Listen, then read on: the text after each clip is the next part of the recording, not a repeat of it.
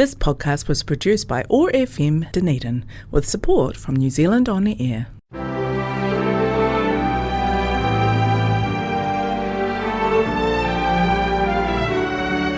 Hello and welcome to Heritage Matters, a programme brought to you by the Southern Heritage Trust. I'm Dougal Stevenson. In this programme, Bill Southworth profiles Sir Truby King, the founder of Plunket. Gregor Campbell looks at the career of a prolific stone carver, Louis Godfrey, and we finish with a 19th century report on Dunedin Slums. Sir Truby King started the Plunket organisation, which markedly improved the health of New Zealand infants and made him famous both here and overseas. Plunket had its roots in the Otago coastal town of Karatani, where Dr. King lived while medical superintendent at the Seacliff Mental Hospital. Bill Southworth has been looking at his life. Were you a Plunket baby? I was, and still have the Plunket logbook to prove it. It records all the weigh-ins and medications I took in the first years of life. Amongst other things, the Plunket nurse wrote that I was a bonny baby, which probably means I was a bit overweight. Many, many thousands of New Zealanders were looked after by Plunket nurses and still are today. Its genesis was at Karatani in 1906, when two Māori midwives, Mary Harper and Ria Tikini, took little Tommy Ellison to Dr. Truby King because the baby wasn't breastfeeding properly and was losing weight. The midwives helped Truby King and his wife Isabella care for Tommy and restore him back to health. And young Tommy thrived under their care and returned home to his whānau a well child. Truby King had spent a winter in Japan and noticed how healthy infants were after 12 to 18 months of breastfeeding. He never wavered in his belief that for babies, breast milk was better than cow's milk, unless it had been treated to have the same chemical composition as breast milk. On his return, he began to license baby boarding homes, and he also established one at his Karatani residence.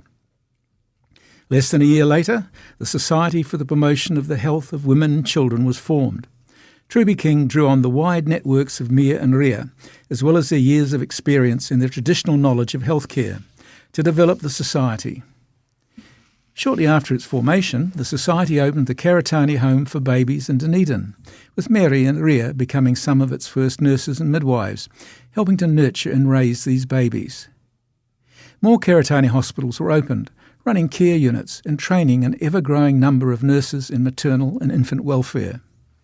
Lady Victoria Plunket, wife of the Governor-General, became involved in the society, and in 1914 it was renamed the Plunket Society. The Taieri and Peninsula Milk Company was used to set up industrial production level for wholesale milk modification of cow's milk. Most surprisingly, as the Auckland University historian Linda Bryder points out in her book A Voice for Mothers, in reality, King knew little about babies. The explanation for this apparent discrepancy is that although he was not a trained paediatrician, he was an intellectual and a fanatical enthusiast. Once he decided to make infant death his chosen area, he read avidly and travelled widely, rubbing shoulders with world authorities in the new and growing profession of paediatrics. Early on, Truby King and Plunket attracted the support of wealthy and prominent families. Meetings were held at Ulverston in Dunedin, the elegant home of David and Marie Thierman. Their daughter Dorothy served on the Plunket's national executive. Jewish businessman Wolf Harris donated his large home in Anderson's Bay as a Karatani hospital. In Christchurch, wealthy backers created another hospital there. The Auckland branch was supported by prominent Jewish businessmen brewer Arthur Myers and merchant Alfred Nathan. In 1923, Myers donated £5,000 for the building of a Karatani home in Auckland. Prior to the setting up of Plunket, close to 2,000 babies a year were dying. Many infant deaths could be attributed to malnutrition, diarrhoea or enteritis, all signs either of bad child rearing or contaminated cow's milk. A visit from a Plunket nurse, who was now called a Karatani nurse, could deal with these issues. The society continued to promote breastfeeding wherever possible, along with set feeding and sleeping routines over a 24-hour cycle.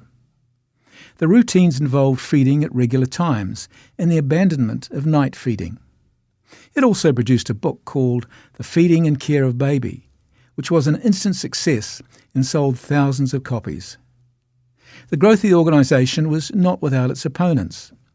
Some doctors thought Karitani nurses were intruding on their patch. Complaints about the local Karitani nurses visiting what they saw as their patients were laid by doctors who were members of the New Zealand branch of the British Medical Association.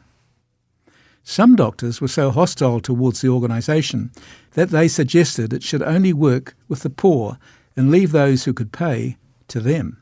Although Truby King saw the dispute as one based essentially on doctors worried about losing patient fees, and although he had a limited view of the role of women himself, he also believed there was an element of sex discrimination.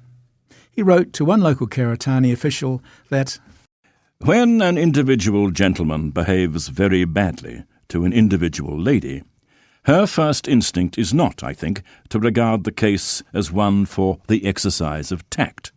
Nor would such an attitude conduce to respect or consideration in the future. Speaking as a man, I would say the best way to treat the male beast when he becomes unreasonably exacting and overbearing is to be somewhat removed and distant towards him until he comes to his senses and behaves more decently." Apart from nutrition, King's methods specifically emphasised the regularity of feeding, sleeping and bowel movements within a general strict regime supposed to build character by avoiding cuddling and other attention. His methods were controversial. In 1914, the physician Agnes Elizabeth Lloyd Bennett publicly opposed his stance that higher education for women was detrimental to their maternal functions and hence to the human race. There was also concern in the early days some Karitani nurses were not required to be registered nurses, and some were even volunteers. According to historian Linda Bryder, Dr. Emily Sederberg wrote to the Otago Daily Times about a baby who died at the Karitani hospital, blaming the nurses for delaying too long before summoning a doctor. Although she believed Plunket nurses could be a real boon to the community, their most important function was to know when to send for a doctor. To her, this was an argument for employing fully trained nurses only, as they would understand this duty. From 1940 onwards, only registered nurses, midwives or maternity nurses were accepted for Plunket training. By 1919, the infant mortality rate of 47 per 1,000 births was about the lowest in the Western world, although it did not include Maori. For example, the figures were 87 for the United States, 89 in England and Wales, and in Scotland it was 102, and in Germany it was 145 per 1,000. Although that success cannot all be put down to the work of Plunket, because the Health Department had also been working in the area, following a visit to New Zealand by the Director of Statistical Research in Washington, D.C., he concluded that the preventive measures of Plunket were probably the most important factor. Truby King could be difficult to deal with, even arrogant. In 1920, the Division of Child Welfare was set up under the Health Department with King as its head. He soon clashed with the way the department was run, and the department's historian concluded, quote, "His independent and idiosyncratic nature did not sit easy within the new bureaucracy." Truby King gave up this role after 5 years. He later attacked one of the Health Department publications on the feeding of babies, claiming the advice was in direct contradiction to the teachings of the Plunket Society, and, if followed, I'm confident it would be responsible for the losing of some hundreds more infants' lives annually than presently throughout the Dominion. Early in the 20th century, there was an ongoing debate about eugenics. Some drew on the teaching of social Darwinism and believed nature should take its course and be allowed to wipe out the weak and less fit babies. Truby King believed in eugenics up to a point, but he was not one of those who believed those sorts of things. Drawing on his experience of being medical superintendent at the Seacliff Asylum, he believed that changing methods of child rearing had far-reaching potential.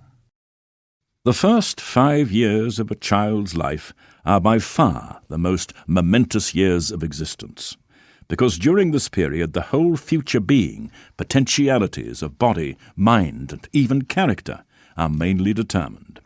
Education in parenthood offers, I submit, the main hope for the reduction of insanity. Bring up a child healthy and normal, make him vigorous, give him a good body, and the probability is that he will never enter an asylum. In his final years, Truby King seemed to have a mental condition, and he fell out with the Plunket Council. He was alleged to have made violent and personal attacks on the council and its secretary. When he died at the age of 79 in February 1938, his recent relations with Plunket were quietly buried, and he was hailed as one of New Zealand's icons, the originator of the world-famous Plunket Society. His daughter received a telegram from the Queen, and in 1935 he had been knighted.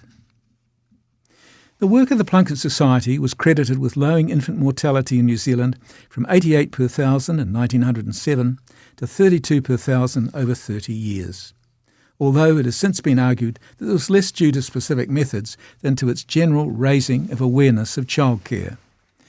Today, it still sees about 80% of all babies born in New Zealand. Times have changed, and it now rejects Truby King's views on eugenics, race, and women's roles.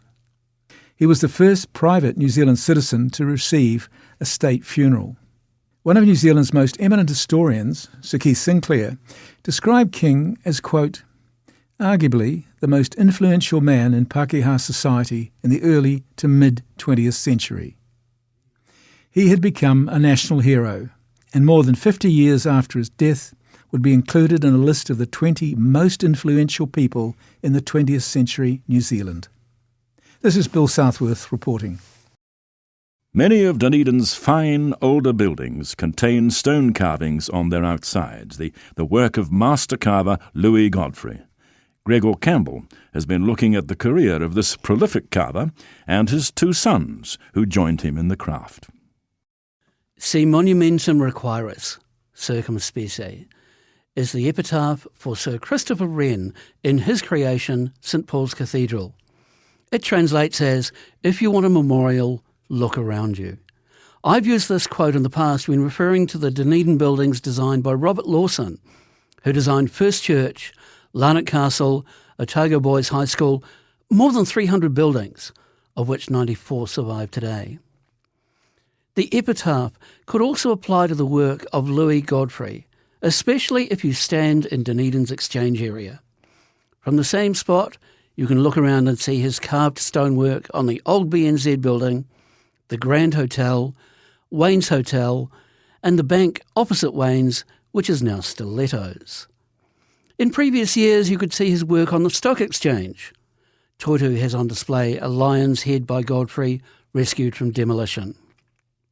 Godfrey came from London and had exhibited carved work at the Great Exhibition of 1851 in his home city. He was in Dunedin by 1863, possibly attracted by the reports of Otago gold, 42 tonnes dug in the first 2 years of the rush, and with an eye for the buildings that were to be built from the gold money. His first large commission was the Union Bank, which listeners might recall was threatened with demolition in the 1970s. That work was followed by Wayne's Hotel, First Church, St Joseph's Cathedral on Rattray Street, and Larnach Castle. He also worked on Knox Church, buildings in Oamaru, 20 buildings that I've been able to identify. I also strongly suspect that he worked on the Otago University Registry building, but have no evidence to support it. No other person has been reported as carving the building, and the styles and details are similar to those on First Church. Godfrey had a kind of signature that he carved into many of his works. It was a lizard, and can be found inside the main doors of First Church, on the facade of St Joseph's, and twice in Larnach Castle. His lizard on the ceiling of the dining room at the castle is spotlit, and in the adjacent ladies' drawing room is a stunning piece of carved limestone, carved in 1871 for an international exhibition in Sydney. It is possible that more lizards were carved in his time, but have not survived remodelling efforts. Louis Godfrey did well in Dunedin, and was assisted by two of his sons, both competent carvers. He earned enough money to buy 2 houses as investment properties. His work on First Church was nearly the death of him in December 1871, when a violent gale lifted a small pinnacle from the roof of the church, swung it around 180 degrees and dropped it on the front steps. Louis was working inside the main doors and proceeded to gather his tools for departure. He was doing so when more of the upper parts of the church were wrenched off and dropped in the same place, destroying the scaffolding he was using. He was found clinging to the moulding of the ceiling. His last major work was a warehouse for Butterworth Brothers, now long gone, built in High Street in 1884. Godfrey then seems to have received nothing major, and there are two possibilities for this. New Zealand and much of the world were suffering from what is called the Long Depression, and possibly money had dried up for the kind of building requiring Louis Godfrey's skills. Possibly architectural taste had changed. He sold his investment houses in 1887. The following year, he advertised small, affordable pieces of his work, ornaments and clock cases. It is possible that even these, perfect though they were, did not sell. A pair of mirrors with frames carved by Louis was recently donated to Larnach Castle. They came from a descendant of Louis, and it can be inferred that they did not sell and were given to family before he left Dunedin around 1894. Researching Mr. Godfrey was initially a little confusing. I found Louis Godfrey as the subject to a prohibition order taken out by his wife and other minor crimes. This was Louis Jr., the eldest son, who had stayed in Dunedin, was getting little work of any kind, and drinking. 2 years after being convicted of vagrancy and living off the earnings of a prostitute, he was divorced by his wife. Louis Jr. died at the Benevolent Institute in 1910 and lies in a pauper's grave in the Northern Cemetery. Louis Sr. went home to London from Dunedin, then to Australia, where he died in 1918. And I am the relatively unproductive Gregor Campbell for Heritage Matters. The area around Carroll Street, once known as the Devil's Half Acre, contained many hovels and what were regarded as dens of iniquity. In the late 19th century, a plucky Otago Daily Times reporter decided to take a walk on the wild side and inspect conditions there. To prolong a visitation of the worst haunts that can be found within the boundaries of this city is simply to force upon oneself the conclusion that there is a great uniformity in vice. It wears the same aspect, altered, of course, as to details, in every habitation in which it has taken up its abode. And it chooses the most fitting subject for its hosts and the most fitting abodes for its accommodation. Concerning these dens, it is impossible to smother a feeling of disgust at the very fact of their existence, even though many of them may happily be empty. It cannot perhaps be said that the depravity of the imitated is directly traceable to the squalor of their homes. But it may easily be conceded that it is in a measure assisted thereby. What, for example, can be said of the existence at the present day in a town so far advanced as Dunedin of so unsightly a blot as the Devil's Half Acre in Walker Street? It is fitly named. There, entered by a kind of right-of-way, is half an acre or thereabouts of land over which are scattered, like tents on a camping ground, a number of small and squalid huts. Old, dilapidated, and just now it is satisfactory to record, mostly empty. But they're not always empty. They are, unfortunately, often let at preposterously high rents to the most wretched and degraded of the community, and in times past they were seldom, if ever, unoccupied. As leases of substantial wooden buildings in various parts of the city expire, the holders are forced by law to replace them with brick or stone. Public buildings any whit unsafe or incommodious are condemned, but this cluster of miserable hovels remains. The interests of the landlord of such a nest are plainly interests inimical to those of the rest of the community. Every district visitor, every policeman, every resident in the neighbourhood could tell of the wretched scenes that have occurred on this spot.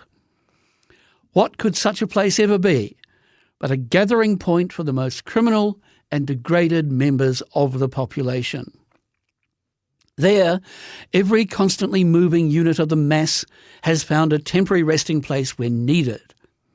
One week, perhaps in one of the largest and most luxurious of the hovels, the next in one more confined, one in which a man might stand upright and might lie at full length, provided always that he was not too tall. Here, out among the huts, and peering through tiny, dingy panes of glass, it is fortunately seldom that signs of life are found. In some, a man or two may still be found lazily smoking an opium pipe in a fetid atmosphere, and from a few, the harsh voice of a woman will issue, but for the most part they are dark and silent. Of the other equally disreputable haunts that are to be found in various parts of the town, it is perhaps only necessary to cite a few examples. In McLagan Street, for instance, almost under the shadow of the police barracks, we come upon several low wooden buildings looking as though they were originally intended for small stores. But what business could thrive in such premises at the present time? The shutters are now permanently closed, but through the chinks comes a feeble ray of light. At one of those we knocked, and were admitted, not without some parley, by a woman evidently under the influence partly of drink, partly of excitement. She had once perhaps been moderately good-looking, but any comeliness of feature was now blurred by excess, and her eyes were wandering and uncertain. In one hand our hostess held an old table knife, which she flourished with quite unnecessary vehemence as she explained that she'd just been having a bit of a quarrel with her husband. Awed at this statement, taken in conjunction with the presence of the knife, we glanced involuntarily at the disordered heap upon the bed, doubting if, perchance, the husband might be represented in that quarter. But the heap appeared inanimate, and the woman proceeded to explain volubly that he was not in, but was expected. This was something of a revelation to us. Upon hearing our knock, it was that the miserable creature had seized the weapon. It was thus that she intended to greet her lord. A word spoken quietly but firmly induced her after some hesitation to lay the knife aside. But even then, our difficulties were not over. The woman suspiciously refused us permission to look round the back room, which in the dim light appeared even more wretched than the one we were in, but she nevertheless showed a decided disinclination to let us go. Her talk was excited and not very coherent, and it was necessary to stop the flow before making our exit, as the door was secured by some peculiar fastening, which neither of us could understand. More firm and rather angry words, and she was induced to draw back the catch, but even then she kept her back to the door until one of us, with a quick movement, snatched it open. One of the localities which has become most notorious of late is the right-of-way at the rear of the National Hotel, known familiarly since the recent murder as Pearson's right-of-way. Everyone will remember the disclosures at the trial as to the manners and habits of the dwellers in this place. On the occasion of our visit, however, one good result of the lamentable occurrence was manifest. The landlord, for some reason or other, had made a clean sweep of his tenants. The whole row was empty, and glancing through the windows, it was apparent that these houses, unlike most of the kind, were neatly papered and in excellent repair. Whether or no these improvements were of recent date, we were unable to discover.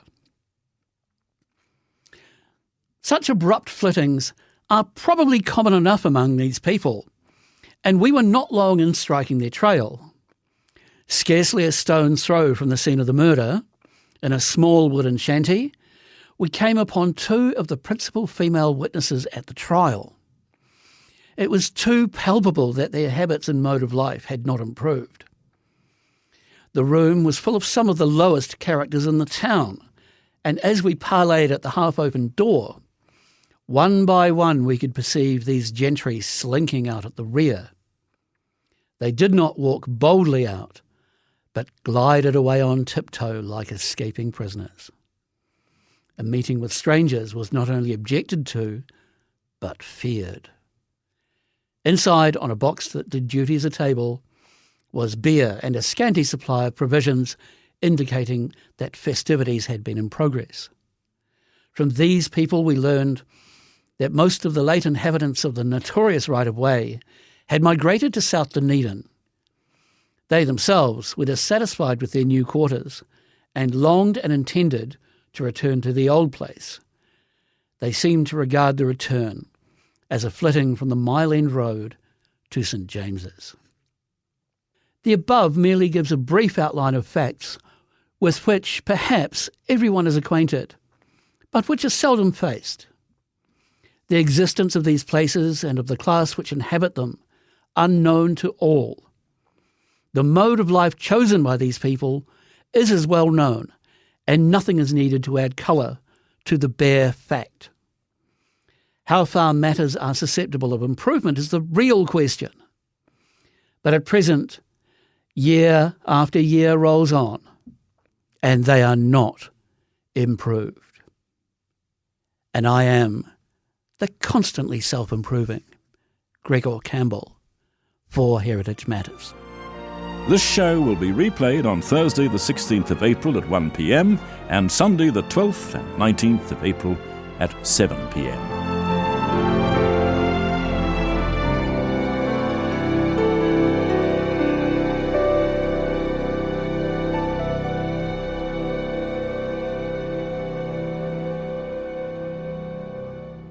This podcast was produced by OAR FM Dunedin with support from New Zealand On the Air.